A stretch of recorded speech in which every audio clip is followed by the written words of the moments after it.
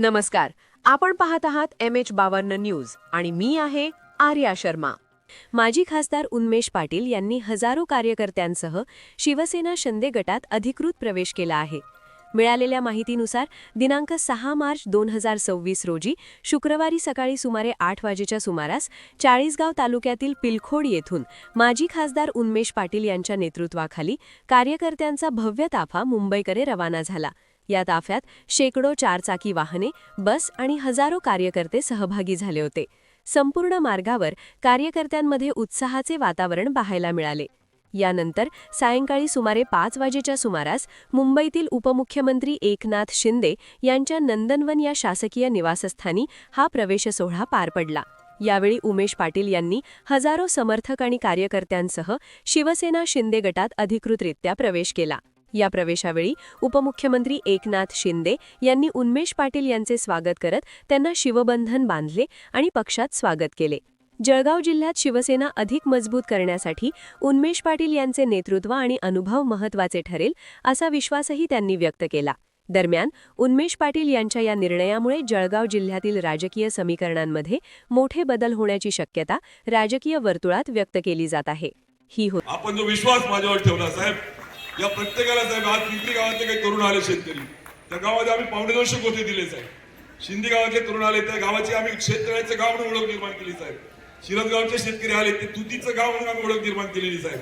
म्हणजे या प्रत्येकाला मनाने योजनेतून त्याला समृद्ध करण्याचा आपण कार्यक्रम तरी घेतला. त्यामुळे निश्चित तुमच्यासोबत काम करायला आम्हाला आवडेल. आणि सगळ्यात महत्वाचा शेवटचा धागा भाऊ जो साहेबांचा आहे, डॉक्टर साहेबांना मी मनापासून धन्यवाद देईल की असाही एका आपण ज्याला म्हणू की राजाचा पुत्र आहे की जो संवेदनशील आहे साहेब. अशीच चर्चा करताना डॉक्टर साहेबांनी ऐकलं की जत्रा शासकीय योजनांची काही कार्यक्रम छोटा मोठा चाळीसगावला झाला.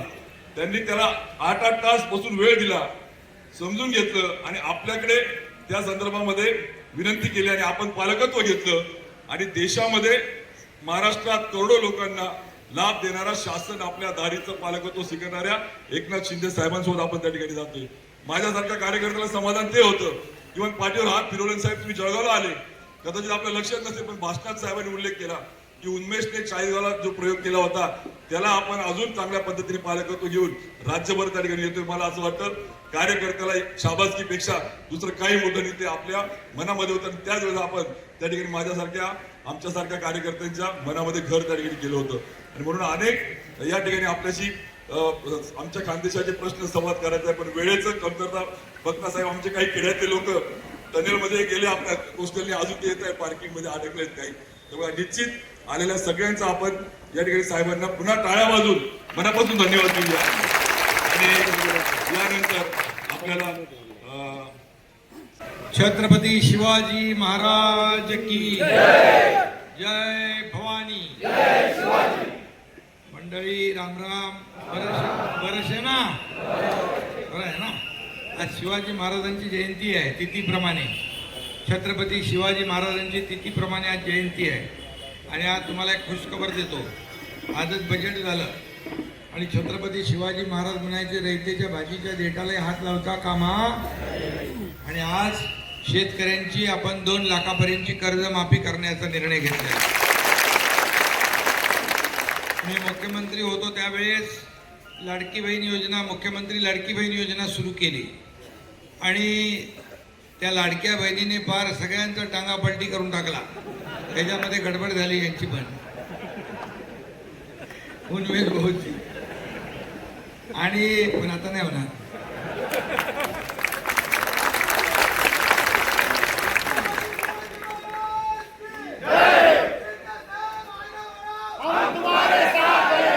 आणि तर ते त्यावेळेस लोकसभेनंतरची परिस्थिती आपण बघितली होती. पण विधानसभेला अगदी चमत्कार केला आणि लाडक्या बहिणींनी महायुतीचं सरकार आणलं. अनेक लोक विरोधातही गेले, पण लाडकी बहीण योजना आपण सुरू ठेवली.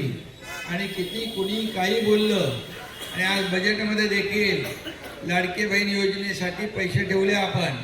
मी नेहमी काय सांगतो, कुणी काही केलं, कुणी माईकाला आला तरी लाडकी बहीण योजना कधीही बंद होणार नाही. आणि मी नेहमी सांगायचो मला विचारायचे पत्रकार, शेतकऱ्यांची कर्जमाफी कधी करणार? कर्जमाफी करणार. मुख्यमंत्री असताना आम्ही घोषणा केली होती शेतकऱ्यांची कर्जमाफी करण्याचं, आणि कधी करणार मी म्हणायचो योग्य वेळी करणार.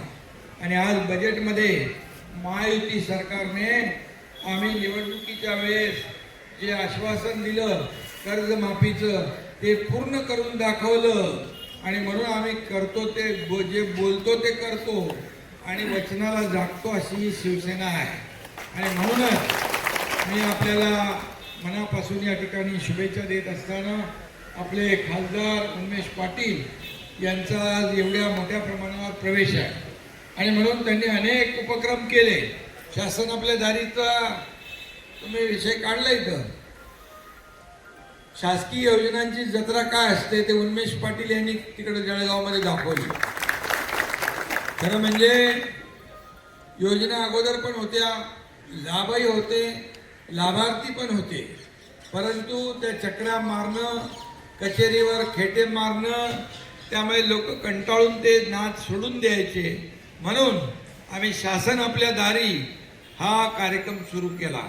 बाळासाहेब म्हणायचे कार्यकर्ता आपल्या घरात नाही लोकांच्या दारात शोभून दिसतो, आणि त्याप्रमाणे आम्ही शासन सरकार लोकांच्या दारी घेऊन गेलो. आणि मी पाहिलं की उन्मेषने त्यावेळेस चांगला कार्यक्रम आयोजित केला होता. एका छताखाली सगळे फायदे लाभ योजना लोकांना मिळू लागल्या. जवळपास त्या योजनेमधून उन्मेष भाऊ 5 कोटी लोकांना फायदा झाला महाराष्ट्रामध्ये, 5 कोटी लोकांना. आणि म्हणून अशा प्रकारच्या योजना आपण राबवल्या. महायुतीचं सरकार आलं आणि म्हणून आज देखील अनेक योजना आपण जाहीरही केल्या. लाडकी बहीण योजना सुरू राहणार, कर्जमाफी आपली शेतकऱ्यांची होणार आणि त्याचबरोबर अनेक योजना शेतकऱ्यांसाठी केल्या. शेतकरी आपला बळीराजा अन्नदाता मायबाप आहे आणि म्हणूनच शेतकऱ्यांसाठी सोलर पंप असतील, दिवसा वीज असेल. आता अपारंपरिक आपण विजेकडे जातोय, सोलरवर आपण पंप चालू करतोय आणि म्हणून 6 लाख शेतकऱ्यांना जवळपास आपण ही योजना दिली. महाराष्ट्रामध्ये रात्रीची वीज शेतकऱ्यांना नको आहे, दिवसा पाहिजे, ती देण्याचं काम आपलं सरकार करणार आहे. आणि म्हणून ही सगळ्या योजना, नारपारचं जे पाणी आहे ते गिरणीमध्ये येणार ना.